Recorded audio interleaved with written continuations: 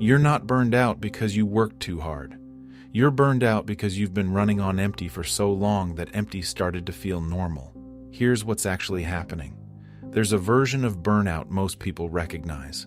The person who collapses, who can't get out of bed, who breaks down visibly and needs to stop. That's not the version most men experience. The version most men experience looks like this. You wake up and you're already tired. Not because you didn't sleep, you slept. But something that used to replenish doesn't anymore. You go through the day and you function. You meet deadlines. You show up. You handle things. And at the end of it, you feel nothing except a mild, persistent sense that you should feel something. Satisfaction, maybe. Or at least relief. But it doesn't come. This goes on for weeks. Then months. At some point, you stop noticing it. The flatness becomes the baseline. You decide this is just what being an adult is. This is what responsibility feels like. This is what it means to be someone who has things to do. Most men never connect this to burnout, because burnout is supposed to look like breaking down. And they're not breaking down. They're still going. That's exactly the problem. Clinical burnout, as defined by the World Health Organization in its International Classification of Diseases, is a syndrome resulting from chronic workplace stress that hasn't been successfully managed. 3 dimensions: feelings of energy depletion or exhaustion, increased mental distance from work, and reduced professional efficacy. What that definition misses is the way these dimensions present in men who are highly functional, because the exhaustion is real. It's just not visible. The distance is real, and it shows up as a kind of blankness where engagement used to be. And the reduced efficacy isn't about performance. A man can be performing at full capacity and still feel, underneath it all, like he's operating somewhere far below his actual self. Researchers studying burnout in men have noted a specific pattern they sometimes call the high-functioning burnout presentation. The person doesn't stop.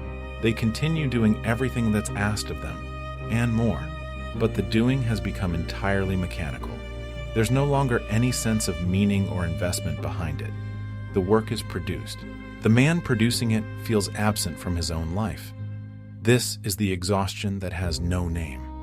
Not because science hasn't studied it, because most men don't have language for what's happening to them.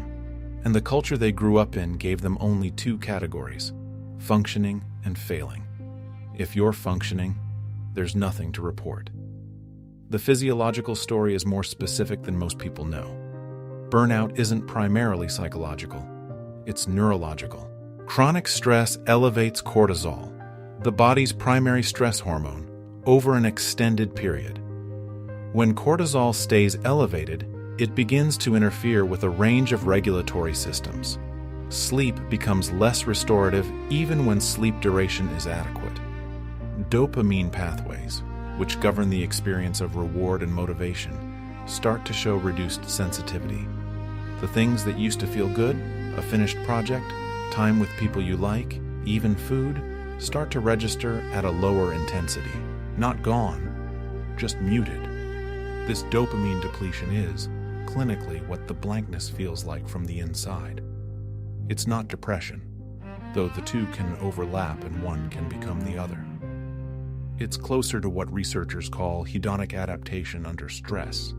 The reward system has been operating at emergency levels for so long that baseline activities no longer register as rewarding. The system needs to recalibrate. Instead, in most men's cases, it just keeps running. A 2020 review in Neuroscience and Biobehavioral Reviews found that chronic occupational stress in men shows a distinct pattern from women.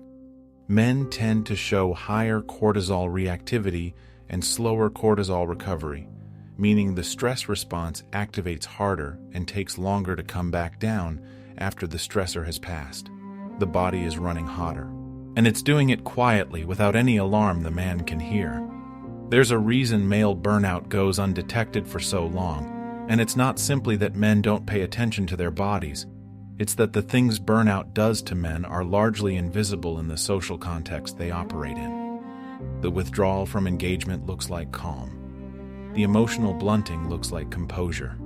The absence of enthusiasm looks like focus. From the outside, a burned-out man often appears to be performing very well.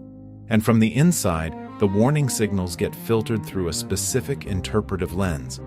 These feelings are the cost of taking responsibility. The tiredness is normal. Everyone is tired. The absence of joy is something you feel when you're taking life seriously. The numbness is what discipline looks like. This interpretive lens is built over years. From early messages about what men do when things are hard. From watching the men around them normalize exhaustion as character. From a cultural narrative in which the man who pushes through without complaint is admired, and the man who says something is wrong with him is suspect. By the time the average man recognizes he is burned out, he's been burned out for an average of 14 months. That's the finding from a 2019 study published in Frontiers in Psychology. 14 months of operating below his actual self, without a language for what was happening. Burnout in men also tends to manifest through channels that don't announce themselves as burnout. Irritability is one of the most consistent presentations. Not dramatic anger, a low, persistent edge. The threshold for frustration lowers without any obvious cause. Things that wouldn't have mattered before now take up enormous space. The man experiencing this usually attributes it to external circumstances. His workload, his commute, the specific people around him. The attribution is almost never inward. Withdrawal is another. Not from work, where he's still showing up, from the people he cares about. Social energy depletes first. The pull toward isolation, toward wanting to just be somewhere quiet and alone, intensifies. This is partly the nervous system seeking relief. It's also the beginning of the relational cost of burnout, which compounds over time and becomes one of the hardest things to reverse. Sleep problems appear early but rarely get connected. The man waking at 3 a.m. with a vague sense of dread isn't usually thinking about burnout. He's thinking about the specific project or situation that's in his head. The problem isn't the thought. The thought is how the nervous system is trying to discharge what accumulated during the day and never got processed. And then there's the loss of what researchers call future orientation, the capacity to imagine things being different, better, or worth working toward. Burned-out men often describe a flattening of their relationship to the future. Not hopelessness, exactly. More like indifference. The things they were supposed to want no longer pull at them the way they did. The recovery research on male burnout points to something counterintuitive. The interventions that help the most are the ones that feel the least like solutions. Most burned-out men, when they finally identify that something is wrong, reach for the obvious levers. Take a vacation, reduce workload, sleep more. These help marginally, but they address the surface of the problem without touching its root. What the research points to is nervous system regulation, not as a concept, but as a practice. The stress response that drove the burnout is a physiological state, and it responds to physiological input. Slow, deliberate breathing, specifically extended exhales, activates the parasympathetic nervous system and begins to reduce cortisol reactivity within minutes. Not as a cure, as a recalibration. Done consistently over weeks, it changes the baseline the body returns to after stress. Physical activity at the right intensity matters more than most men realize.